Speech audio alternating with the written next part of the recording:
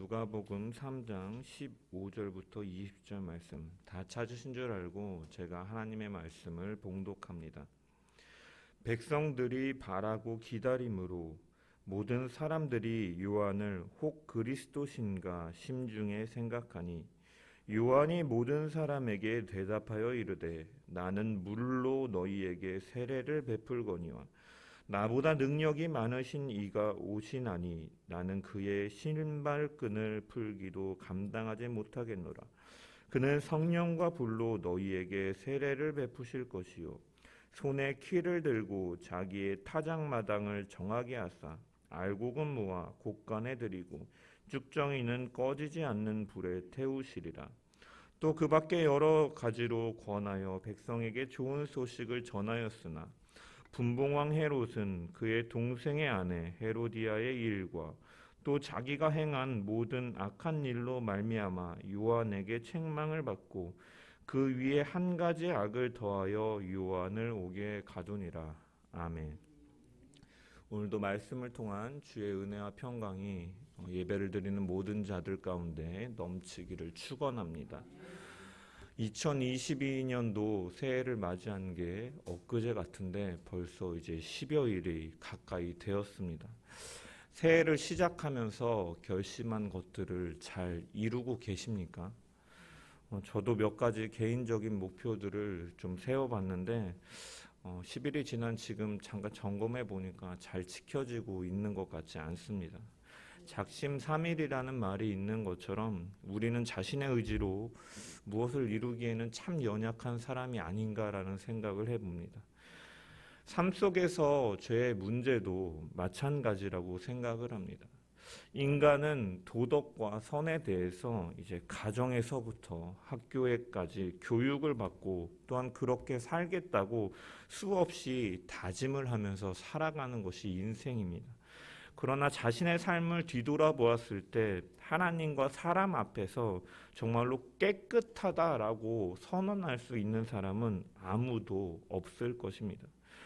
죄의 본성 가운데 있는 인간은 사랑을 말하지만 사랑하지 못하고 관용과 이해를 말하지만 자신에게 오는 조그마한 손해도 이해하고 용납하지 못함을 통해서 스스로를 괴롭게 하고 또한 다른 이들에게 고통과 아픔을 주는 것이 사실은 우리의 삶이다라는 것이에요. 이처럼 인간의 힘과 노력으로는 도저히 스스로 구원을 받을 수 있는 존재가 되지 못한다라는 것입니다. 왜 이럴 수밖에 없는가? 그것은 인간이 태어날 때부터 원죄 아래에 태어났기 때문인 것입니다. 그리고 그 죄인된 본성에 따라서 이 계속해서 죄를 범하면서 살아가는 것이 우리의 인생이다라는 것이에요. 스스로 이 죄의 문제를 해결할 수 없는 인간을 향해서 그래서 사랑의 하나님께서는 그저 지켜만 보고 계시는 것이 아니라 이것을 해결해 주시기 위해서 방법을 열어주셨는데 그것은 바로 독생자 예수 그리스도를 이 땅에 보내시고 우리의 모든 죄를 대속하심으로 죽게 하심으로 그 보혈의 능력을 믿음으로써 그 구원의 길을 여신 것입니다. 오늘 본문은 그 예수 그리스도께서 이 땅에 오셔서 공생의 사역을 시작하시기 직전의 말씀입니다. 여기서 한 사람이 등장하게 되는데 그는 세례 요한이라고 불리는 요한입니다. 이 요한은 여러분들도 잘 아시다시피 예수님의 길을 예비하는 사명을 가지고 세상 가운데 산 사람입니다. 누가복음 1장 67절의 이하의 말씀을 보면은 이 요한의 부친인 사가랴가 성령의 충만함을 받아서 예언을 하며 그가 찬가를 부릅니다. 구약의 선지자들의 입을 통해서 말씀하신 것과 같이 우리를 구원할 메시아가 나심을 그 하나님의 구원에 대해서 노래합니다. 그리고 나서 이후부터 이 76절 이하부터 자신의 아이를 향해서 주님보다 먼저 와서 그의 길을 준비하고 구원의 길을 백성들에게 전할 것을 예언하는데 이것은 바로 이사야 선지자의 예언을 성취하는 것입니다. 그 아이가 바로 세례 요한이고 누가복음 3장 4절에서 강야에서 외치는 자의 소리가 있어 이르되 너희는 주의 길을 준비하라. 그의 오실 길을 곧게 하라. 이 말씀이 세례 요한을 통해서 성취가 되었음을, 메시아의 시대가 도래하였음을, 그 사역을 설명하고 있는 것입니다. 이 요한은 이 하나님의 예비하심 속에서 뒤에 오시는 분, 즉 그리스도에 대해 선포하고 준비하고 예비하였던 사람입니다. 그는 어떠한 메시지를 전했습니까? 회개의 메시지를 전했어요.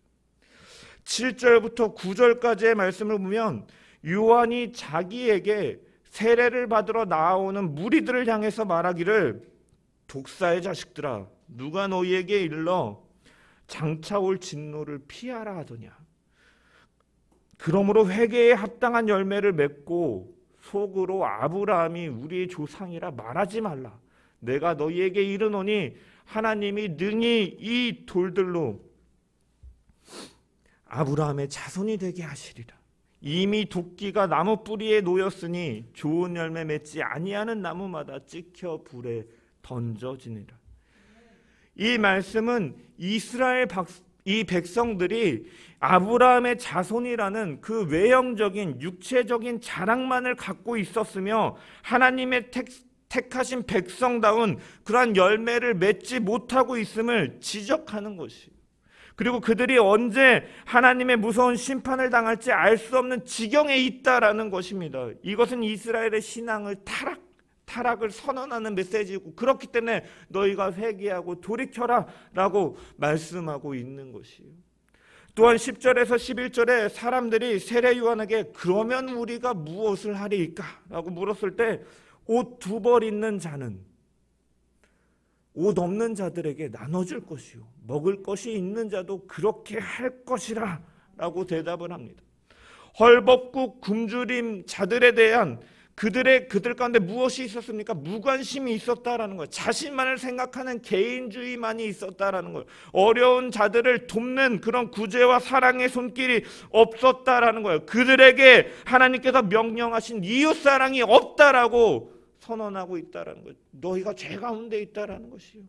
세리들에게는 뭐라고 말을 합니까? 13절에 보면 너희가 부과된 것 외에 더 거두지 말라 라고 말을 합니다. 군인들에게는 뭐라고 말합니까? 14절에 보면 사람에게서 강탈하지 말며 거짓으로 고발하지 말고 받는 급료를 족한 줄로 알라. 너희가 터받기 위해서 거짓으로 누명을 씌우고 이런 불의하고 부패하고 거짓되고 폭력적인 이러한 것들을 하지 말라. 이러한 것들이 있었다라는 것이에요. 그들에게 직면하면서 그들에게 돌이킬 것을 가르쳤다라는 것입니다. 요한의 사역은, 이러한 사역은 사람들에게 많은 영향을 끼쳤습니다. 그래서 사람들은 이 세례 요한이 구약에서 예언한 메시아가 아닐까 생각하였다는 거예요. 그래서 본문 15절에 보면 이렇게 기록되어 있습니다. 우리 15절의 말씀을 다시 한번 읽어보겠습니다. 시작.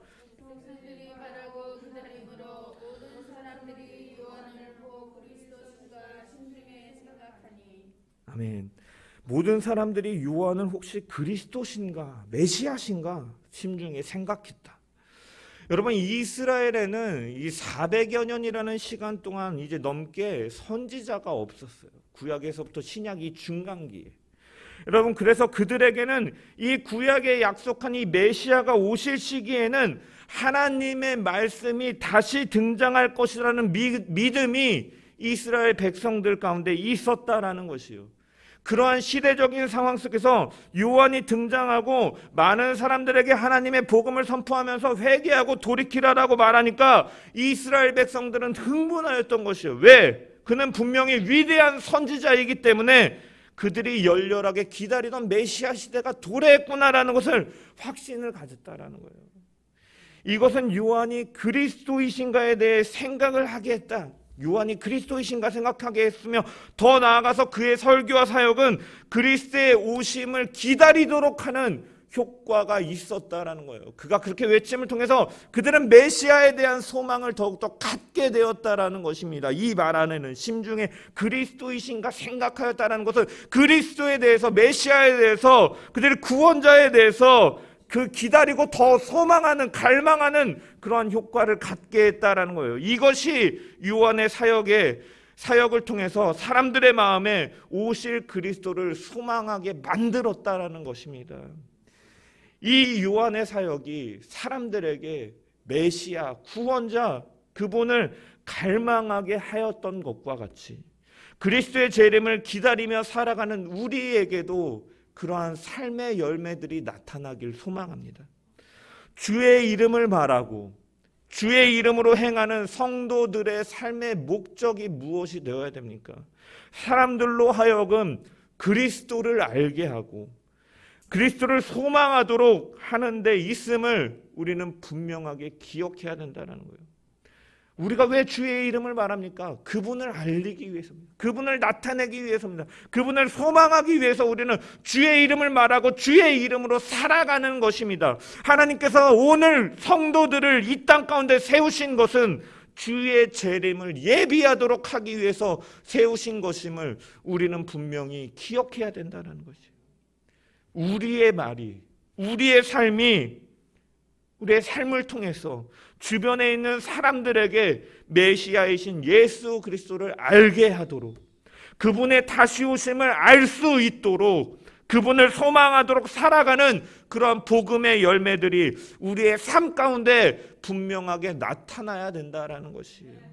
그래서 때로는 내가 조금은 손해를 보더라도, 조금은 내가 피해를 보더라도, 내 이해로는 다 이해할 수 없을지라도 때로는 관용하고 더욱더 사랑으로 품어주고 이해하고 사랑의 띠로 하나 되는 그러한 모습을 통해서 저 사람은 어떻게 저럴 수 있지?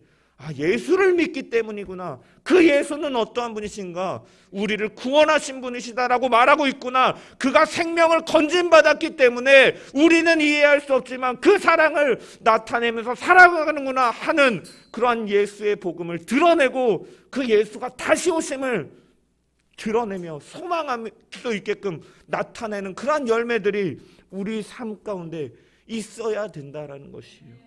세례 요한이 주님의 오심을 준비하였던 것과 같이 다시 오실 주님을 기다리는 우리는 예수 그리스도를 통해서 주어진 산 소망을 바라보고 우리의 삶 속에서 하나님의 뜻을 드러내기 위하여 날마다 기도함으로 우리의 삶을 하나님의 뜻 가운데 맞추고 하나님의 일하심을 믿고 감사하는 삶을 통하여서 내 삶을 통치하시고 다스리시고 하나님의 영광을 드러내며 사는 저와 여러분 되기를 주님의 이름으로 축원합니다. 다시 오실 주님을 선포하고 메시아이신 주님을 증거하는 저와 여러분 되기를 주님의 이름으로 간절히 축원합니다. 사람들이 그리스도에 대한 궁금증이 있을 때 요한은 그분을 분명하게 소개합니다. 먼저 16절의 말씀을 우리 한번 읽어보겠습니다. 시작. 요한이 모든 사람에게 대답하여 이르되 나는 물론 너희에게 세례를 베풀거니와 나보다 능력이 많으신 이가 오시나니 나는 그의 신발끈을 풀기도 감당하지 못하겠노라. 그는 성령과 불로 너희에게 세례를 베푸실 이십시오. 아멘. 요한의 이 사역은 많은 사람들에게 영향을 미치고 그렇기 때문에 그를 따르는 사람들이 많이 있었습니다. 그러나 요한은 이 사람들의 인기에 편승해서 자신의 이익을 취하지 않았습니다. 본인이 영광을 취하지 않았다라는 것입니다. 그는 분명한 대답을 통해서 오시고 계신 그리스도가 누구신가에 대해서 말하는 기회로 삼았다라는 거예요. 자기가 수고하고 헌신하고 더 하나님을 위해서 그 사명을 쫓아서 살았지만 그는 그 사명으로 인해서 자기가 영광을 받거나 자신의 이익을 취하는 것이 아니라 그런 것들로 더욱더 그리스도를 선명하게 드러냈다라는 거예요. 그래서 요한은 말합니다. 요한이 모든 사람에게 대답하여 이르되, 여기서 모든 사람이라는 것은 언약 백성인 유대인들 앞에서 하나님의 택하심을 받았다라는 자부심을 가지고 있었지만 현실적으로는 로마 압제 속에서 신음하고 있는 유대인들의 간절한 기대 앞에서 자신은 분명하게 나는 그리스도가 아니다라고 밝히는 것이에요. 그러면서 예수 그리스도에 대해서 소개하는 것입니다. 선포하는 것이에요. 그렇다면 요한은 이 예수 그리스도를, 이 메시아를 어떻게 선포하고 있는가? 첫 번째로 자신과 그리스도를, 이 신분을 대조하면서 그리스도의 우월성을 드러내고 있습니다. 먼저 그분은 나보다 능력이 많으신 분이다라고 선언을 합니다. 호 이스퀴로 테로스 무. 여기서 정관사, 호는 정관사예요. 그 이스퀴로 테로스라는 것은 나보다 이 강하다는 것, 강함의 비교급이에요. 무는 나를 지칭하는 것, 나보다 강한 그 사람. 여러분, 이 자신보다 능력이 많으신 분, 그리고 나서 그분은 나는 그분에 비교했을 때 정말 보잘것없는 사람이다. 나는 그의 신발끈을 풀기도 감당하지 못하겠노라라고 말하고 있어요. 신발끈을 풀지도 못한다. 여러분, 이 표현을 이해하기 위해서는요, 당시의 문화를 이해해야 됩니다. 신발끈을 풀어주는 행위는 어떠한 행위냐면, 여러분, 종이 주인에게 하는 행위예요. 종이 주인에게. 노예는, 이 종은 주인이 밖에서 들어오면 몸을 굽혀서 주인의 신발끈을 풀어 벗겨주고, 외출할 때는 주인에게 신발을 갖다 줘서 묶는, 이러한 일들을 했다라는 거예요. 여러분, 이 일이요, 굉장히 유대인들에게는 천한 일로 여겨졌습니다. 그래서 어떤 기록을 보면 이스라엘 사람으로서 같은 이스라엘 사람의 이제 경제적인 문제들로 인해서 종이 되는 경우들이 있잖아요. 그럴 경우에는 이 주인의 신발을 벗기는 일을 하지 않도록 했다 그래요. 종이지만 동족이기 때문에. 그래서 동족 사이에는 비록 종이라 할지라도 이런 일들을 하지 않게 하고 이방 사람이 종이 되었을 경우에만 이 일을 하도록 했다라는 기록이 있다 그래요. 이처럼 이들에게 있어서 그 일은, 이 신발끈을 푸르는 일은 그들에게 있어서 굉장히 약간 치욕스럽고 어떻게 보면 불명예스러운 천한 일로 여겨졌다라는 것입니다. 종이나 하는, 미천한 이방 사람, 노예나 하는 그러한 일이다라는 거예요. 그런데 세례 요한은 이러한 표현을 통해서 자신이 성자, 예수, 그리스도, 그 하나님이시며 메시아로 오신 예수 그리스도에 비하면 나는 얼마나 낮은 존재인가를 드러낸다는 거예요. 요한에게 있어서 메시아는 너무나 거룩한 분이시고, 따라서 그 메시아에 비해서 인간인 자신이 얼마나 비천하고 보잘것없는 존재인지를 너무나 잘 알고 있었기 때문에 그는 종들이 하는 일조차 할 수 없을 정도로 비교할 수 없는, 그분은 높으신 분이고 나는 비천한 분이다라고 그는 말하고 있다라는 것입니다. 오늘날의 신발끈을 풀어준다라는 의미에 대해서 크게 와닿지가 않지만, 그때 사람들에게 있어서는 모두 다 오시는 메시아가 그럼 얼마나 위대하신 분이신가를 알 수 있도록 체감되어지는 요한의 고백이었다라는 것이에요.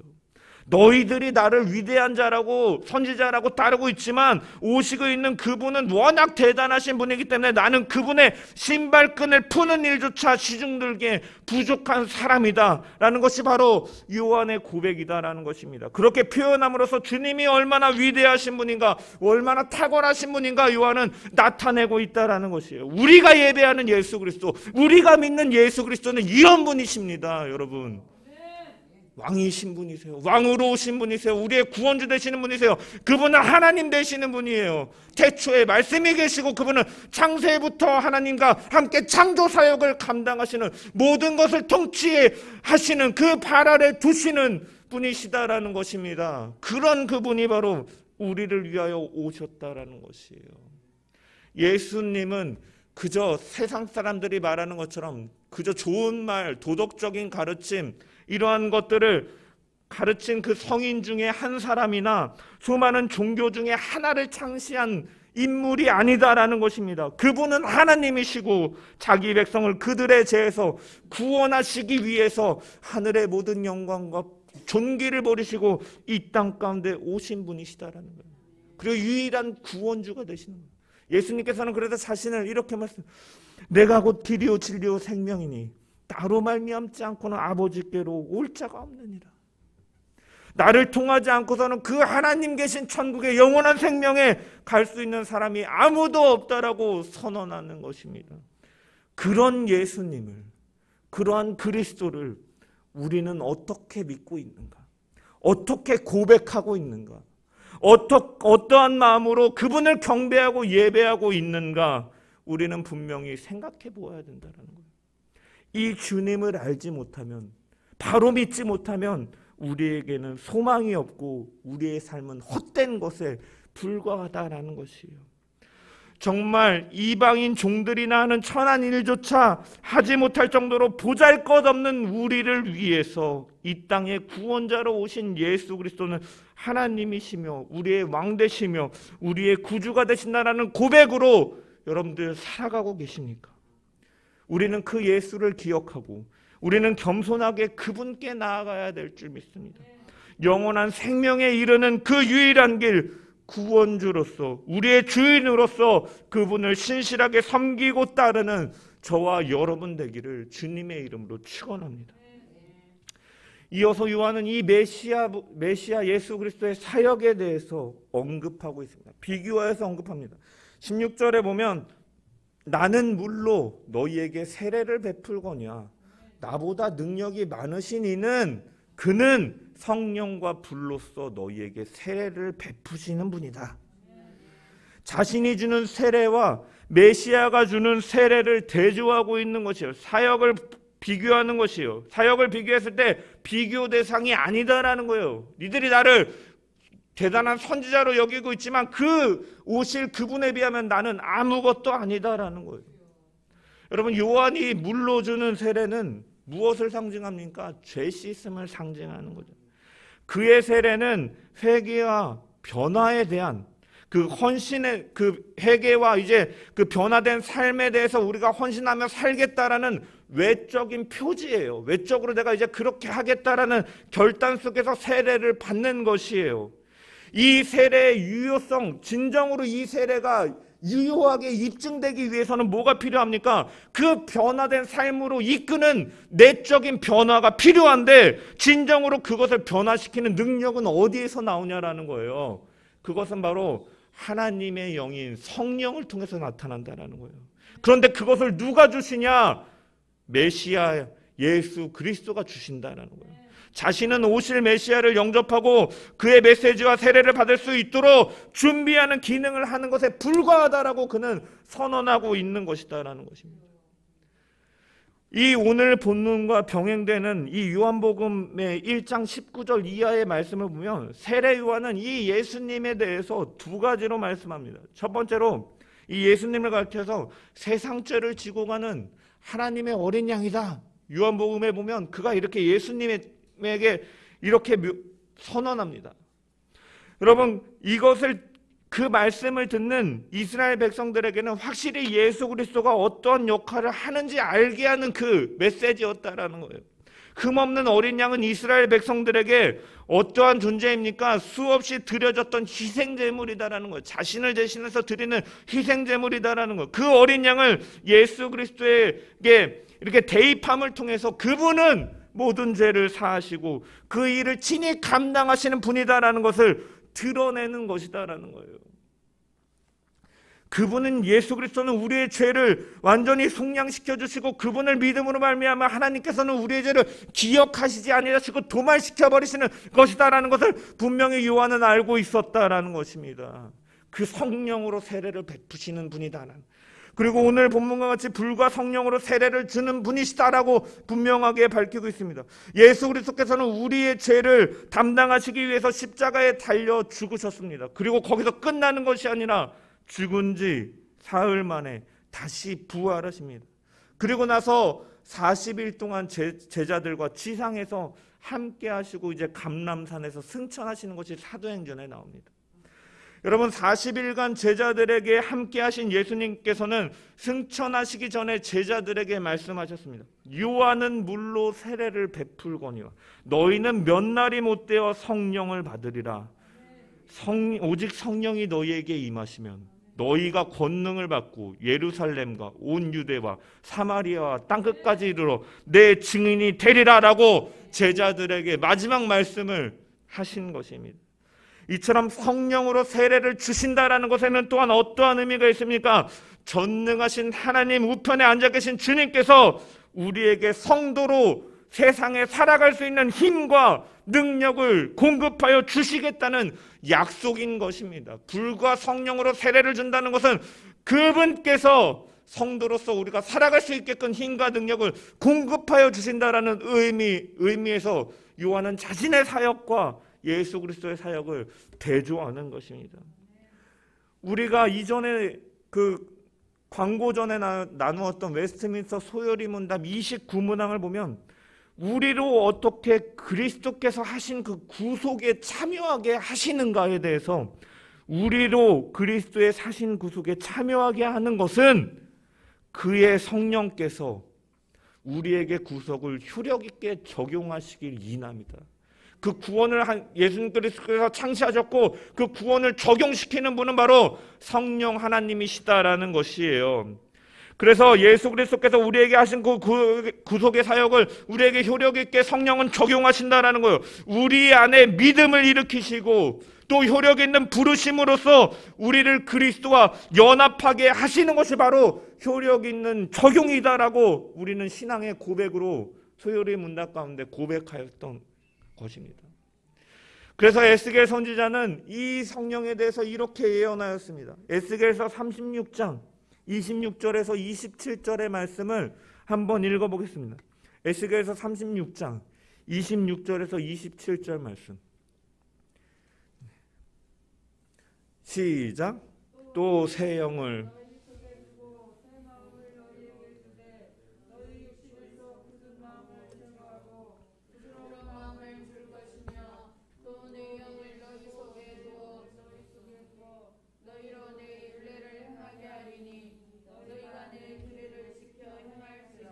아멘. 이처럼 구약 성경은 하나님의 백성을 정결하게 하시는 능력을 드러나실 때가 있다라고 분명히 약속하고 있고, 이 선지자들은 이 정결하게 하는 이 불에 대해서, 성령에 대해서 고대하였던 것입니다. 이 구약의 예언은 예수 그리스도께서 보내신 오순절 성령 임재 사건을 통해서 성취가 되었습니다. 성부와 성자께서 보내신 성령은 불의 혀와 같은 모양으로 임하셔서 그를 따르는 제자들에게 여러 가지 언어로 예수의 부활을 증언하도록 선언하는 능력을 주셨다라는 것입니다. 이 세례는 각 성도들을 정결하고 깨끗하게 하는 능력, 세상 가운데 성도로서 복음의 증인으로서 살아갈 수 있게 하도록 하는 능력이다라는 것이에요. 요한의 세례는 단지 외적인 표현에 불과하지만 진정으로 변화시키는 하나님의 영은 메시아이신 예수 그리스도의 그 사역을 통해 우리 가운데 오셨기 때문에 비교할 수 없다라는 것입니다. 그 성령을 받은 우리가 바로 오늘 우리가 성도로 사는 우리의 모습인 것이에요. 성령을 주심은 능력을 하나님께서 성도로서 살아갈 수 있도록 그 구원을 우리에게 적용해 가도록 효력 있게 우리 가운데 적용시키도록 하시겠다는 하나님의 의지이자 뜻이자 그 구원을 이루시는 하나님의 방법이다라는 것이에요. 우리가 신앙생활을 해나가는 것은 내 힘에 의해서가 아니라 하나님의 힘에 의해서 이루어지는 것이고, 하나님은 우리에게 그러한 능력으로 살아갈 수 있도록 하고 계심을 우리는 분명하게 기억해야 된다라는 것입니다. 여러분, 말씀은요, 하나님의 말씀은 때로는 우리에게 부담감으로 다가올 때가 있습니다. 우리에게 요구하는 수준이 있거든요. 그래서 어떤 때는 말씀을 읽거나 들을 때 마음이 괴로울 때가 있어요. 그 기준은 높은데, 그 기준은 내 삶과 좀 동떨어져 있는 것 같고, 내 스스로는 여전히 나는 밑바닥을 헤매고 있는 것과 같은 것 때문에 오히려 그 말씀을 대할 때 더 괴롭고 때로는 힘들 때가 있다는 거예요. 특히 저도 설교를 준비할 때 제가 잘 안 되는 부분을 자꾸 말씀이 말을 하면 아우 나도 못하는데 이걸 어떻게 전해야 되나 하면서 막 정말로 설교를 준비하는데 마음이 어려워요. 그렇지만 성령께서 우리의 영을, 우리를 새롭게 하시면 내 마음에, 내 안에 말씀을 준행하고 싶은 힘을, 또한 그러한 마음들을 계속 새롭게 하심으로 우리가 그렇게 행하게 하게끔 진리 가운데로 성령은 우리를 인도하신다라는, 그것은 부담감이 아니라 진리 안에서 자유함을 누리면서 우리가 하나님을 사랑하기 때문에 그렇게 하도록 우리를 만들어 가시고 그런 마음들을 계속해서 공급하여 주신다라는 것이에요. 말씀을 통해서 분명하게 제시해 주심을 통해서 내가 가야 할 길이 어떠한 길인지를 분명하게 알도록 하시는 것이 바로 지혜와 계시의 영이고 진리로 우리를 인도하시는 성령의 사역이다라는 것이에요. 예수 그리스도께서 우리를 위해 하신 일은 우리 죄를 위해서 돌아가신 것에서만 끝나는 것이 아니다라는 것입니다. 다시 살아나셨고 죽음에서 살리신 그 하나님의 능력이 성령을 통하여 우리 가운데 하나님께서 공급하여 주시겠다 약속하셨고 그 일을 성취하신 것이 바로 예수 그리스도의 사역이다라는 것입니다. 그분은 보좌 우편에 앉아 계심으로 이 하나님의 영을 통해서 우리가 죄로부터 이기는 삶을 살기를 바라고 계시고 기대하고 계시고 원하고 계시고 그 힘을 날마다 공급하여 주신다라는 거예요. 그러므로 우리는 얽매이기 쉬운 모든 것을 떨쳐버리고 그분 앞에 우리는 달려나가야 되고 우리는 그 힘을 간절히 구하면서 날마다 그 힘에 힘입어서 우리는 살아가야 된다라는 거예요. 그래서 제자들은 이 성령을 받기 위해 어떻게 했습니까?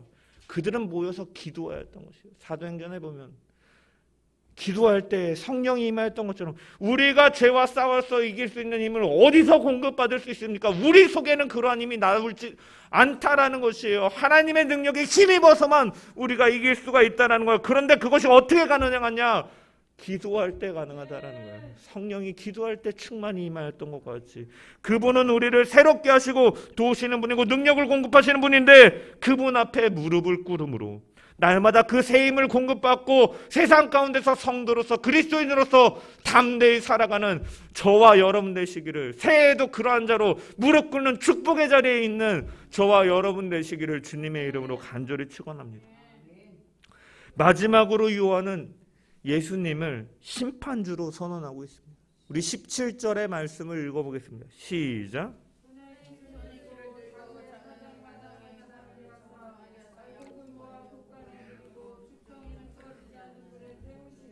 아멘.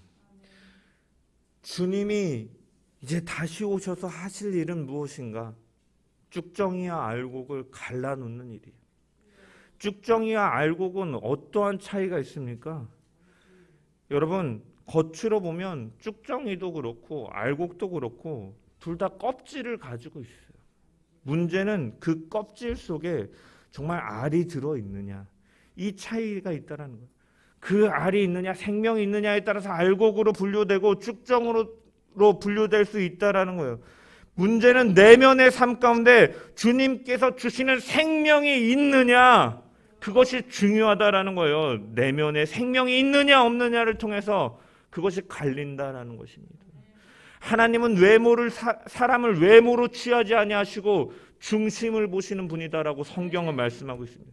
이처럼 주님께서는 우리의 심령을 보시는 분이다라는 거예요. 우리의 삶의 참 모습을 단순히 그냥 외형적으로 교회 몇 번 나 예배 몇 번 참석했네 이것이 아니라 정말로 그 안에 예수가 있는가 예수의 생명이 있는가 예수를 사랑하는 진정한 그 참된 사랑이 우리 가운데 있는가를 보신다라는 거예요. 온 마음 다해 주 사랑합니다. 이 고백이 정말 우리의 삶 가운데 있는지를 하나님은 보신다라는 거예요. 죄악된 삶이라고 하는 것은 성경이 말하고 있는 죄악된 삶은요 도덕적으로 무엇을 잘못하는 삶을 지칭하는 것이 아닙니다. 성경이 악인이라고 지정할 때는 악이라고 말하는 것은 하나님 없는 자의 삶을 살 때 악인의 삶이라고 말하는 거예요. 말씀이 없고 하나님의 경외함이 없고 하나님을 사랑하는 그런 모습이 없는 다른 것을 섬기는 이러한 모든 것을 죄라고 말하고 악이라고 말하고 관역에서 벗어났다라고 성경은 말을 하고 정의하는 것입니다. 죄악된 삶의 본질은요 하나님이 우리의 인생 가운데 중심에 계시지 않는 것이라고 성경은 정의하는 것이에요. 성경이 악인이라고 규정하는 것은 하나님을 내 전부라고 여기지 않는 것을 지칭하는 것이다라는 것입니다. 요한이 오시는 주님을 소개하며 인생을 둘로 구분하고 있습니다. 알곡과 쭉정이로. 여러분은 알곡이든지 쭉정이든지 둘 중에 하나예요. 저도 알지 못합니다. 이것을 아시는 분은 하나님밖에 없어요. 하나님은 그런데 확실한 것은 회색지대 중간지대를 허용하지 않는다라는 거예요. 여러분이 알곡이든지 축정이든지 둘 중에 하나일 수밖에 없다라는 것이에요. 여러분, 우리는 무엇이 되기를 소망하십니까? 알곡이 되기를 소망합니다. 주를 사랑함으로써 그의 나라에 합당한 자가 되기를 주님의 이름으로 간절히 축원합니다. 우리는 다시 오실 주님을 기다리며 주의 길을 준비하는 자들인 줄 믿습니다. 그러나 그 일은 결코 평안한 길은 아닙니다. 평탄한 길은 아닙니다. 여러분, 우리가 18절에서 20절의 말씀을 보면 이렇게 기록되어 있어요. 또 그 밖에 여러 가지로 권하여 백성에게 좋은 소식을 전하였으나 분봉왕 헤롯은 그의 동생의 아내 헤로디아의 일과 또 자기가 행한 모든 악한 일로 말미암아 요한에게 책망을 받고 그 위에 한 가지 악을 더하여 요한을 옥에 가두니라. 백성에게 이 좋은 소식을 전하였다. 복음을 선포하고 예수 그리스도의 오심을 준비한 자는 어떻게 되었습니까? 투옥되었어요. 그리고 나중에 보면 그는 처형이 됩니다. 여러분, 당시에 이스라엘의 이 실질적인 통치자였던 이 헤롯은요, 악한 사람이었어요. 그래서 자기의 동생 이 빌립의 아내 헤로디아를 차지하는 일을 갖습니다. 헤롯과 헤로디아는 각각 자기들이 그 본래 행한 그 결혼 이 가정을 파괴했을 뿐만이 아니라 율법이 금하는 이러한 불륜적인 관계를 저지른 것이요. 그리고 그 잘못된 일을 지적한 요한을 용납하지 못하고 악을 더하여서 그를 옥에 가두는 일을 갖습니다. 거기다가 보면 그의 동생의 아내 헤로디아 일과 또 자기가 행한 모든 악한 일로 말미암아 요한에게 책망을 받았다라는 것으로 볼 때 그는 전체적으로 이 불륜 사건뿐만이 아니라 전체적으로 악한 일을 하였던 사람이었다는, 이스라엘은 이렇게 악하고 불의한 통치자 아래에 있었다라는 거예요. 그래서 요한은 복음을 전하고 옳은 일을 선포하였음에도 불구하고 그는 고난에 처했다라는 것입니다. 그럼에도 불구하고서 요한은 자기의 사명대로 끝까지 순종하면서 그 길을 걸어가며 주의 길을 예비했던 것을 바라보면서 예수 그리스도께서 언제 어디서나 어떠한 상황에서도 우리의 구원자이고 소망이시고 이 구원자가 되신다라는 확고한 믿음과 함께 우리가 분명히 기억해야 될 것은 무엇이냐? 이러한 것을 전함이 있어서 때로는 우리 가운데 역경과 환난과 고난이 올 수 있다라는 거예요. 여전히 이 세상은 아직 하나님의 최후 심판이 임하지 않았기 때문에 공중의 권세자들 잡은 자들과의 세력과의 전투가 있고 이미 우리의 승리가 예견된 전투이기는 하지만 여전히 우리 가운데 우는 사자와 같이 삼킬자를 두루다니며 찾고 있는 이러한 시대이기 때문에 우리는 복음을 쫓아 살고 복음을 따라 살 때 우리 가운데 삶의 고난과 역경이 더욱 찾아올 수가 있다라는 것입니다. 그럼에도 불구하고 우리가 분명히 기억해야 될 것은 예수님께서 이 구원의 사역을 시작하실 때 분명히 그의 길을 예비한 세례 요한의 사역이 있었던 것을 기억하면서 마찬가지로 우리가 예수 그리스도의 재림을 기다리며 그분을 오심을 준비하는 자로서 신부와 같은 교회가 정말로 그 밖에 여러 가지로 권하여 백성에게 좋은 소식을 전하였던 세례 요한과 같이 우리가 주의 복음을 전하고 때로는 그 소리가 단순히 듣기에 좋은 소리뿐만이 아니라 그가 자기에게 속한 그 민족과 사회에 대해서 부정과 부패와 불의와 부조리를 꾸짖으며 회개하라 라고 선포하였던 것과 같이 하나님의 공의를 선포하고 죄를 죄로 선포하고 또한 하나님의 인애를 드러내며 주의 복음을 증거하는 것이 분명히 우리 가운데 필요하다라는 사실을 기억하면서 이 사명이 다른 누구에게 맡겨진 것이 아니라 바로 오늘을 살아가는 교회와 성도들에게 주어진 사명이라는 것을 우리가 기억하면서 먼저 우리가 회개할 뿐만이 아니라 다른 모든 이들로 하여금 회개해야 될 회개시킬 사명을 위해서 그리스도를 알게 하고 그리스도를 나타내고 최후의 심판이 있음을 우리가 분명히 선포하면서 그 예수 그리스도 안에서 참된 위로와 평안과 소망을 바라볼 수 있도록 하는 그러한 사명이 저와 여러분 가운데 있음을 기억하며 그 사명을 쫓아 살아가는 저와 여러분 되시기를, 주님의 오심을 준비하는 자들 되시기를 주님의 이름으로 간절히 축원합니다.